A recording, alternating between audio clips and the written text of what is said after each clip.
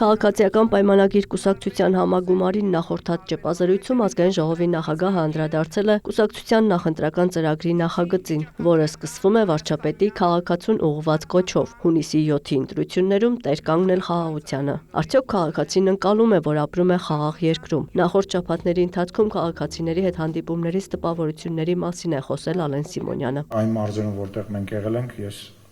միայն էներգիայով եմ լցվել եւ շատ տպավորված եմ եւ անկեղծ ասած իմ համար շատ նաեւ հուզիչ եւ հաճելի է Երևանի արձագանքը, որովհետեւ Երևանում մենք ուղղակի տեղից չենք կարողանում շարժվել։ Այսինքն բավարար է մենք գանք պայմանական, կայարանի մոտ, ասենք 3 ժամ, 4 ժամ մենք ուղղակի չենք կարողանում տեղից շարժվենք, որովհետեւ մարդկանց հոսք կա եւ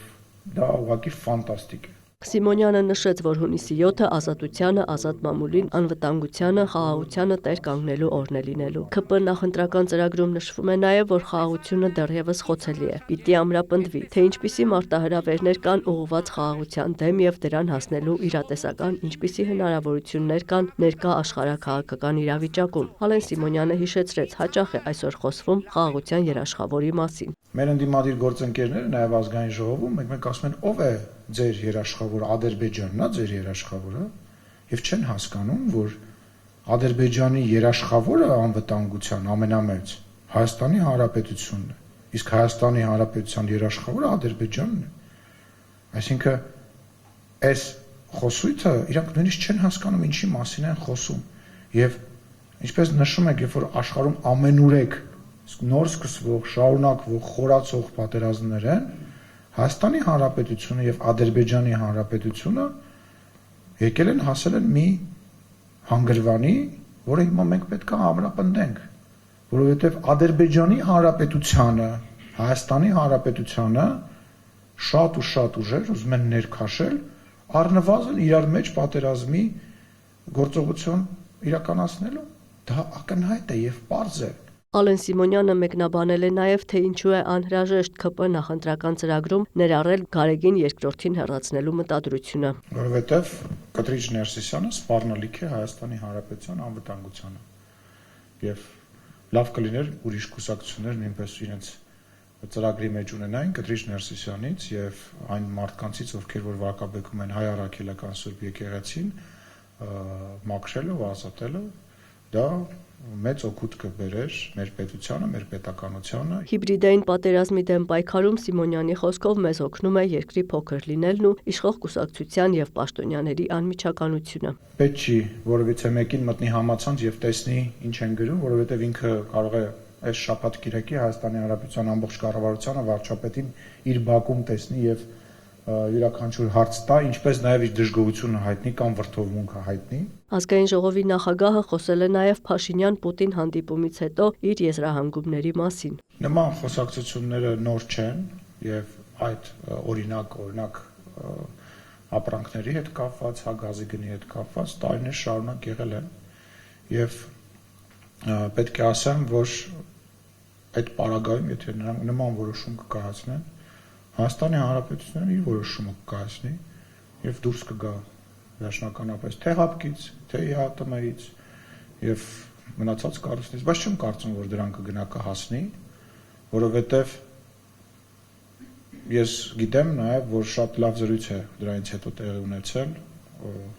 երկու երկրի ղեկավարների միջև, շատ աշխատանքային, շատ արդյունավետ։ Ալեն Սիմոնյանը նշեց, որ այդպիսի բանակցությունները նաև դրական կողմ ունեն եւ ակնհայտ է, որ Ռուսաստանի նախագահը խոսում էր ռուսամետ քաղաքական ուժերի մասին։ Եվ այլևս այդ ուժերը չեն կարող ասել, որ իրանք Ռուսաստանի Դաշնության հետ որևիցե կապ չունեն։ Այդ առումով ենթադրում եմ, որ ընկալում չկա, որ այդ արտահայտությունը Հայաստանի Հանրապետությունում շատ բացասական էմոցիա է առաջացնում, Մենք հոգնել ենք դրսից քաղաքական դաշտ բերվող եւ նշանակովի նախագահներից եւ երկրի ղեկավարներից եւ բաց ասեց էս իմ տղեկն են, կլինի իրանք էլ մասնակցեն, ինչին ի պատասխան մեր վարչապետը ասեց մեր համազգությունը թույլ է տալի մասնակցել այնքանով որքանով եւ մնացած առումով ազատ երկիր ենք եւ Հայաստանի Հանրապետության ժողովուրդը իր ընտրությունը կանի։ Ալեն Սիմոնյանը վերահաստատեց, որ Հայաստանի իշխանությունը երբևէ որևէ բան չի արել ու չի պատրաստվում անել Ռուսաստանի դեմ, բայց միաժամանակ նշեց, որ միշտ պաշտպանել ու պաշտպանելու են Հայաստանի շահերը։ Ինչ կլինի տնտեսության վիճակը, եթե Հայաստանը դուրս գա ԵԱՏՄ-ից։ Գևորգ Պապոյանի կարծիքով գազի գինը չի փոխվի։ Գործընկերներին անհրաժեշտ է, որ Հայաստանը մնա եւ ԵԱՏՄ-ում եւ ՀԱՊԿ-ում։ Իսկ եթե պետք է Հայաստանը չստանա այդ օգուտները, ապա այդ պարագայում ինչու պետք է մնա այդ միության մեջ։ Սկսվի այլ միության մեջ գործընթաց ավելի արագացված կերպով։ Սա մեկ, իսկ ինչ է եղել Հայաստանի հետ մինչև ԵԱՏՄ-ն։ Ոչ մի բան։ Եվ ի վերջո Հայաստանը ԵԱՏՄ-ին շատ բան է տալիս։